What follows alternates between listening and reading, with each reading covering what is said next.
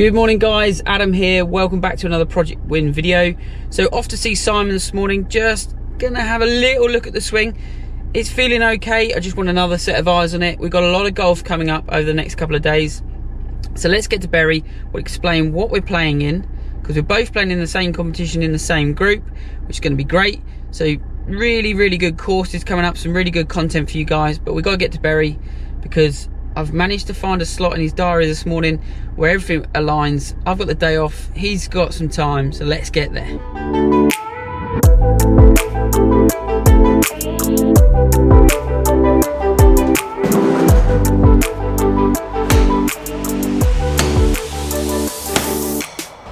So guys, we're here, we're at Bury, Side's in the house. Morning everyone.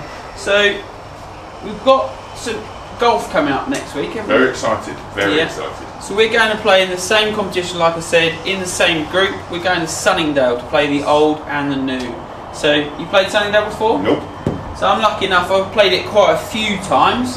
A friend of ours used to work there, and yeah, I've been down and played it a few times, but it makes no difference whatsoever. That place can beat you up as quick as you like. Yes. But just wanted to, I've obviously come back off holiday, been working flat out. It is summer season for us, so it is fairly full on. Been doing a little bit of practice, but not enough really. Just wanted another set of eyes on it. I think guys as well, if people at home, if you're recording your swing and looking at it all the time, I think you can sort of look past things. You look at things that don't necessarily look pretty, but aren't really affecting the ball flight. So from my point of view, I often greenkeeper. Death wish.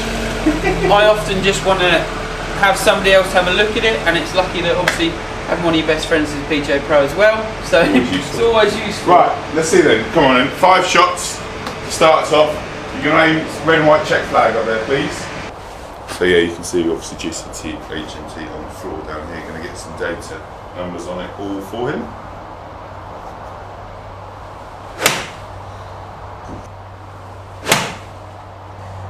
So what are we talking about then with the bad shot at the moment? So the bad one, I played last Wednesday at Newmarket with Ben, and it was just a high and to the right shot, and to me it just feels like it's a little bit non-committal, and maybe a little bit too far from the inside, and I can't really square or want to feel like I want to square up. I'm trying to get rid of that left one, so if it's got a little bit too far from the inside, then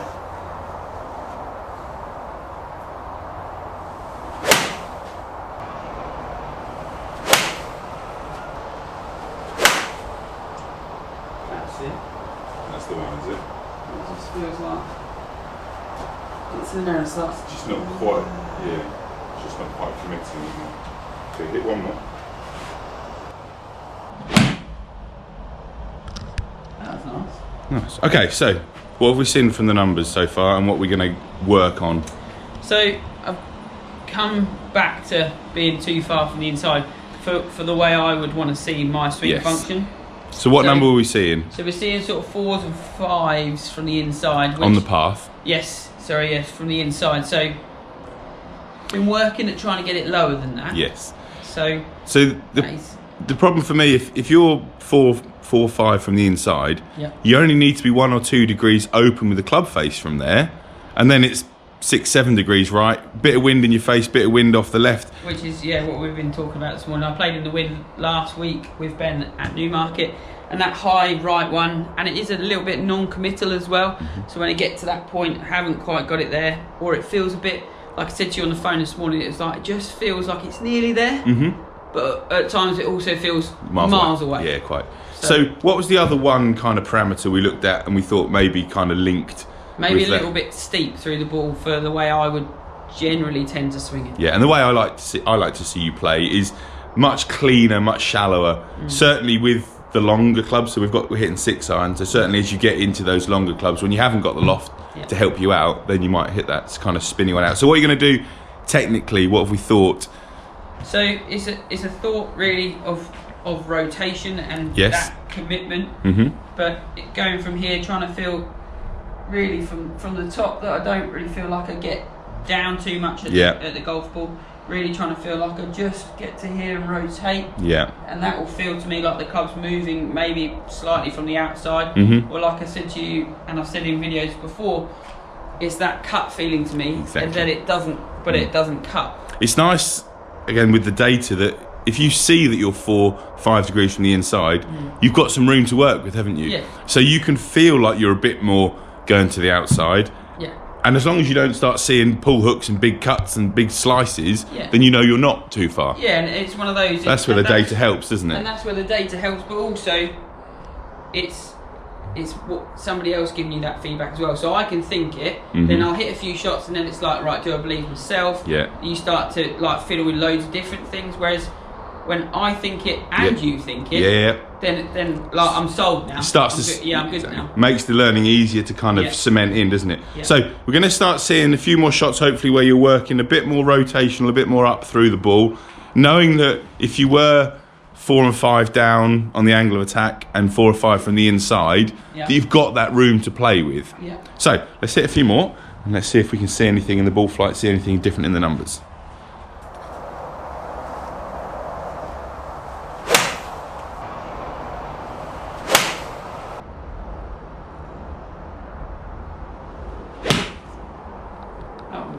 Okay, so how do they feel?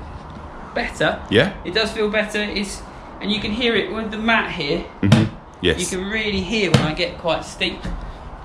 So that feeling for me, like we were talking about, when I pitch, and I feel like my chipping and my pitching doesn't go away quite as quickly. When you have a break. As everybody goes, oh, your short game disappears when you haven't played. Mine doesn't feel like it goes very far. I always feel like that technique of mine is pretty decent. Pretty solid, yeah. So I always find when I pitch, if I feel like there's not a lot of weight going into my left foot, I really feel like I rotate my chest and my hips really nicely. And it's trying to get that same sort of feeling into here, because I would never be thinking with a wedge from 50 yards. No, dig it out. No, because exactly. Now I can't be using the bounce like I would want to. Exactly. And again, that's where, you know, better players will be able to pick out the strengths in their game and start to see those bleed through and try and use those elements. And often when I haven't played much, I do tend to do a lot of pitching work. Because it instills confidence, and confidence is everything. Of course it is. Of course it is. Good. So so for me it feels like I get that club to the top. I know it gets further than that. But that's the feeling, isn't it? Exactly. So it's there, and then for me that rotation, but not feeling like I go this way. Not driving into that left leg, just staying. Like everything just rotate back, so it almost feels like this is just going straight backwards. Like up and back, Yeah, left bum cheek's going sort of up and backwards to create that room and allow me to come round and finish that swing off. So that should just push the path just slightly straighter, exactly, but also a little bit shallower for me as well. Cool, let's hit a couple more, let's get some more numbers, and then we'll have a look at if we have made any changes in the data, but certainly in the way you feel like the ball's flighting.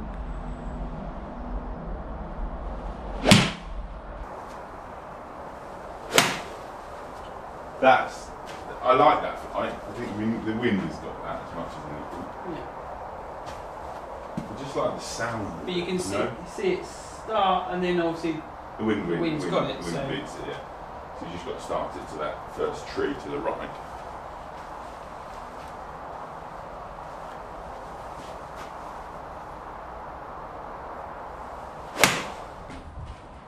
Okay, so hit a few more shots. Yeah. Half number's a little more neutral, not quite so much down. Yeah, so it's definitely, and even if you didn't have that in, which obviously we're both lucky, we've both got one, so it's nice to have that. But if you didn't have it and you're at the range, like just hearing the difference in the sound or the strike. Yeah. And most of the time as coaches, that's what we go on, isn't it? That sound.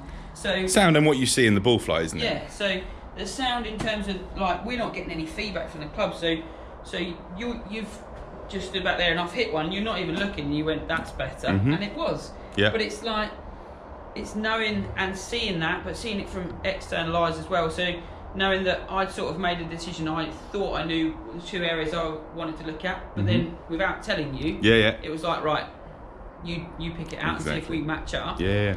And we've spoken about, I always tend to feel like I don't really move off the ball a great deal. Stay very much over the top of the ball. I think that's one of the... As soon as I go this way at all, this club starts to drop from the inside, and now I'm playing the game that I used to play, that it gets to here and it's like, well, how well can you time that motion? Whereas we've just spoke about trying to feel like the club gets to the top in the same way, and then for me, like with that pitching action I was telling you about, it's now feeling like these start to work.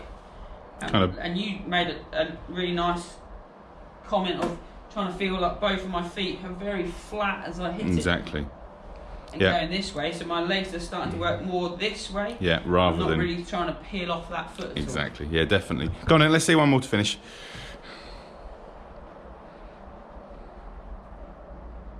So, to the top, rotate foot down. Yeah.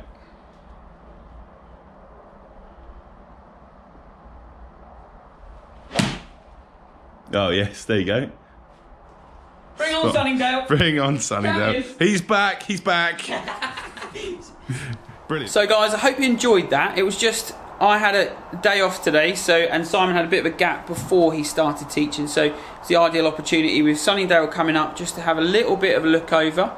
And it was nice that I'd got in my head what I thought it was, but I hadn't told you. No. And just said to you, like, right, I want your eyes on it. So another set of eyes, even if it's a friend, guys, or before you go for a lesson, like, have a little look through, see what you think it is, and then see what your coach says it is, and then discuss your differences. You might say, I'd looked at this point, and then your coach will be able to say, yes, that, like, sometimes it's just aesthetically, what does that look like? I don't like the look of that, but then your coach would then pick out, actually, that's not affecting what you're doing. So, no, quite. Jim Furyk. Prime example. Yeah. So you've got a day off today. I know you want to get a run in. Yeah. Anything else that you'd recommend doing after a lesson, after a practice, like we've had here? So kind of structured day to look. Would you go and play? Would you go back to the range? Would you maybe do a bit of both? What if you've got the day off today? So how would you practically do that? So I would go and hit some more shots now. I wouldn't take it to the course now.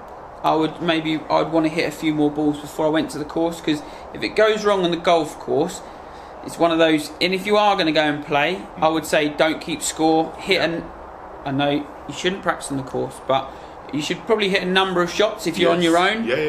And just play around with it, like hit shots down there, maybe move them into a different spot, so you don't get into that whole thing of scoring. That would be my thing. Take score away from the equation. Exactly. Like don't putt, don't chip. Like. This is my other thing. Yeah. Now I'll make notes. I always have notes on my phone. Swing notes, good and bad. Little snippets. They're like every time I play well, like what felt good today, I'll write it down. Just go back through those. I once heard that Vijay Singh's got a black book that he keeps in his bag. Yeah. And every swing thought or like good feeling he's ever had on tour, he's wrote in this book. Yeah. You just think like, imagine just having a flick through that and thinking 20 years ago, what was I feeling? Yeah. You know when I won back in the Honda Classic 20 years ago, what was it? Oh, that must be an amazing read, because he's a bit of a tinkerer. I'd like Harrington to have the same book. That would be brilliant. Harrington's wouldn't be a book; it would be like an encyclopedia of documents. But it's one of those things, guys. Like if you were to just write these bits down, obviously get your coach to write some notes down, just little key points that you can have a little think about in a warm up before you play. Yeah, definitely. Just gets everything refreshed before you play. Yeah, definitely. So guys, thanks for watching Projectwin. Go and check out Project Left, and we've also got some joint videos at the moment up, so have a little look through them. Some different ways to play and some looks at certain stuff that we haven't really looked at before. Yeah, definitely. It's all good fun. And as always, we'll see you down here on the channel next time. See you guys. Stolen your ending there. Oh, that's all right. See you at Sunningdale. Oh, yes,